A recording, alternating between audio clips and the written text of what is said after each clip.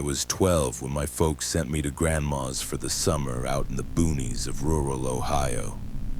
Her place was this looming 2-story farmhouse, sagging under years of wind and secrets, surrounded by endless cornfields that whispered in the dark.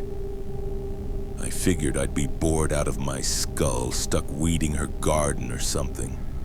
But when she shuffled me upstairs to a bedroom at the end of a creaky hallway, my jaw dropped. A TV glowed in the corner, a shiny Super Nintendo sat ready, and a mini fridge hummed, packed with Mountain Dew.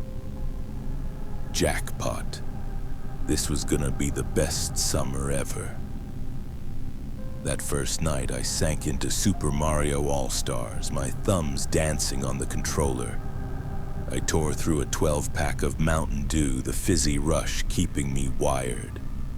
The old house groaned around me, floorboards popping like it was alive.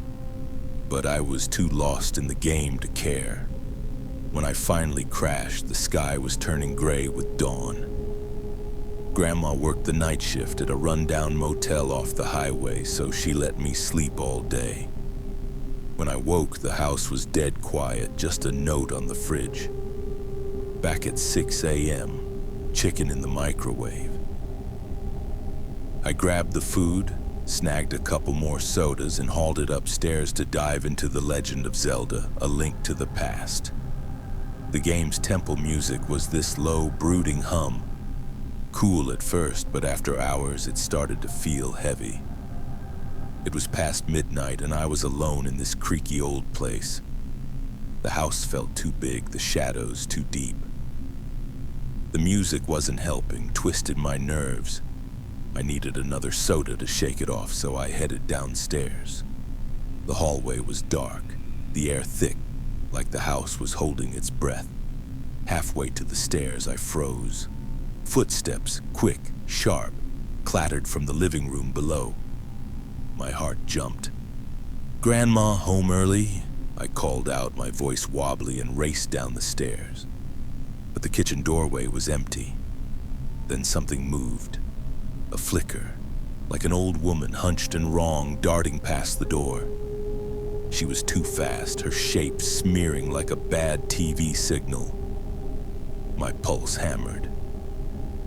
I wanted to bolt upstairs, but then I heard it. Heavy steps creaking above me. I stood there, rooted as the house came alive. Floorboards moaned in far-off rooms. Low, garbled voices muttered like a radio tuned to static. My knees shook and I felt a hot panic clawing up my throat. The stairs behind me groaned, slow and deliberate, like someone or something was climbing down. That broke me. I sprinted through the living room, out the front door, the screen door slapping shut as I stumbled into the gravel driveway. Gasping, I doubled over, my bladder screaming. I let go right there, too scared to care. When I turned, the house was wrong. I'd left my bedroom light on, but now every window blazed, a sickly yellow glow spilling into the night. A figure stood in my room's window, too far for my blurry eyes to make out. But its face, it was stretched, unnatural, like it didn't fit right. Downstairs, shadows paced behind the front room's curtains, restless, trapped. My stomach twisted. I couldn't stay. I ran to the barn, the only place I could think to hide. I slapped the light switch and fluorescent bulbs buzzed, flickering to life. Some sparked, others died fast. I leaned against the wall, my breath ragged, when a bulb in the back exploded in a shower of sparks. One by one, the lights went dark, the barn swallowing itself in shadow. In the stuttering glow, I saw it. A figure faint like a ghost in fog, standing at the far end. It was tall, its edges bleeding into the dark. As the lights failed, it grew solid, gliding toward me, one bony finger pointing. I couldn't scream, couldn't move. It was almost on me when I stumbled back, hitting the barn door. It flew open and I fell onto the gravel, scrambling as the thing loomed closer. its presence heavy, hungry. I rolled to my feet and ran, the driveway stretching endless under my sneakers. The house's lights burned behind me, watching. Something was right there, chasing its breath or whatever it had, hot on my neck. I pushed harder, lungs screaming until I stopped, gasping, the house a dark shape 100 yards back. The valley glowed faint blue, no moon, no stars, just this sick, unnatural light. Headlights sliced through the dark. Grandma's beat-up Chevy. I nearly cried. I threw myself into the passenger seat, begging her to floor it. She just pulled up to the house, cutting the engine.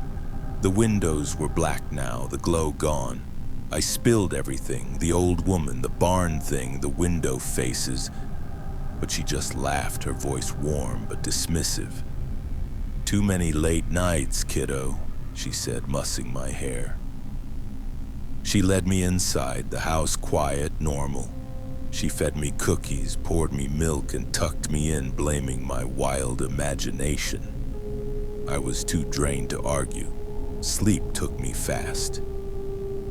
Morning came and Grandma handed me a mug of coffee, my first.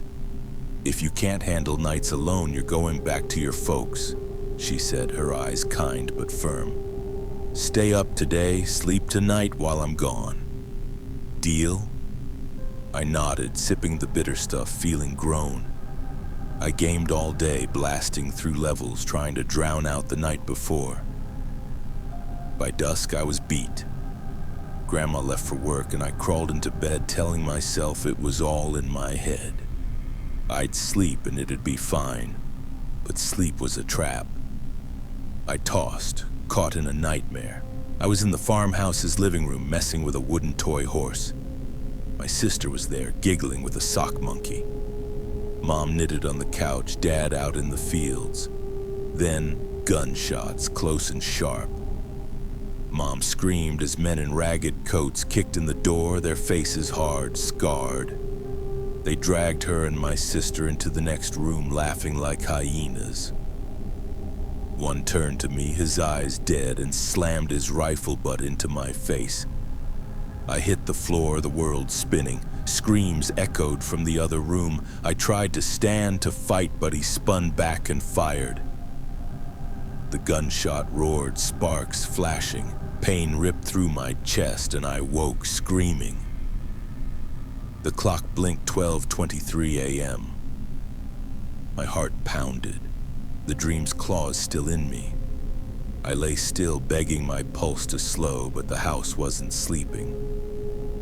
Those muttering voices were back, slithering from downstairs. Footsteps creaked up the stairs, heavy, joined by smaller, pattering ones in the hall.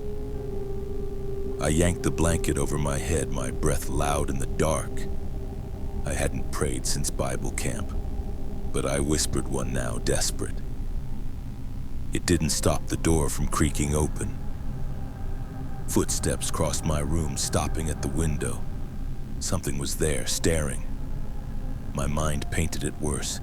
Twisted, hollow, hungry. I couldn't stand it.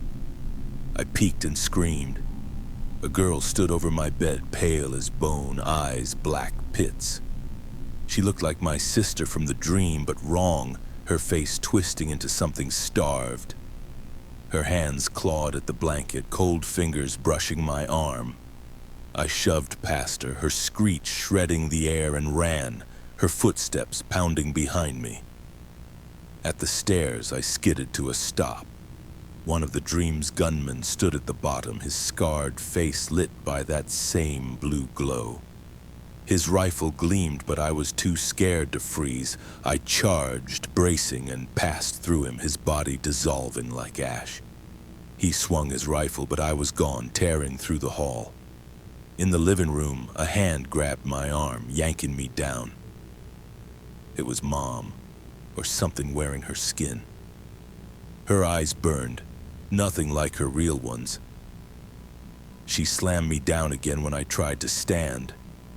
The front window was open, curtains flapping. I lunged, diving through, thorns tearing my skin as I hit the bushes. I stumbled up, feet bleeding on the gravel, and ran. The house's lights flickered, that blue glow pulsing. Something chased me close, its presence a weight on my back. I didn't stop, even as my feet shredded and my lungs burned. I hit the county road, pushing until my legs gave out. I collapsed, staring at the empty sky, my mind blank. Dawn broke and a sheriff's deputy found me, barefoot in my boxers, feet bloody, muttering like a nutcase. He got me to a hospital where nurses patched me up and doctors asked too many questions. I told them about the house, the things I saw, but their look said I was crazy.